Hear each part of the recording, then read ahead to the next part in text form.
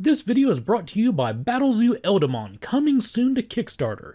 This expansion to Pathfinder 2nd Edition and D&D 5e is a Pokemon-style rule set that includes two new classes, Eldamon Trainer and Elemental Avatar.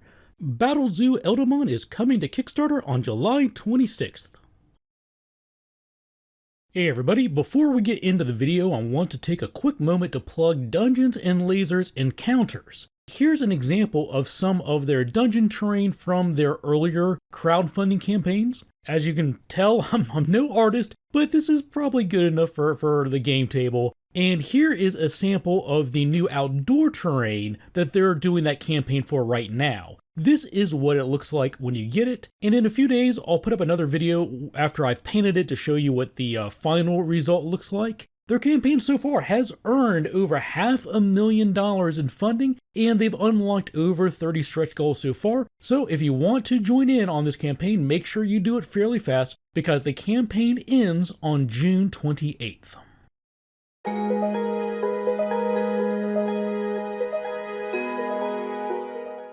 Hey everybody, Dave here with another Pathfinder rule reminder for you, and today's question is, do undead creatures suffer bleed damage? And the short answer, as usual, is no, they do not, and that's probably what most people would assume or expect, but there is a reason why this question does come up, and come up fairly frequently, and that is because if you look at the stat blocks for most undead creatures, they do not list bleed damage as one of their immunities.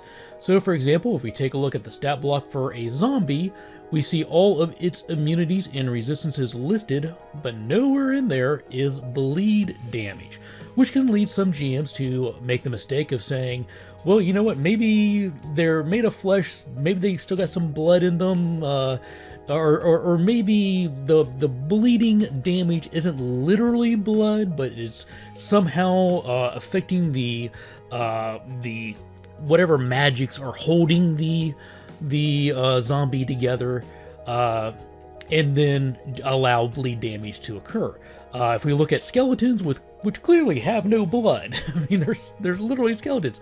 Again, there's nothing in there that says or implies that, as far as the listed immunities go, that they're immune to bleed damage. But there is as usual, there is an answer to this, and it is hidden in a place most people wouldn't expect it when you assume that immunities would be listed inside the stat block. Instead, if we look at the definition of bleeding under the section about persistent damage, it has sort of a blanket statement there that any creature that is non-living or does not need blood to live is immune to bleed damage.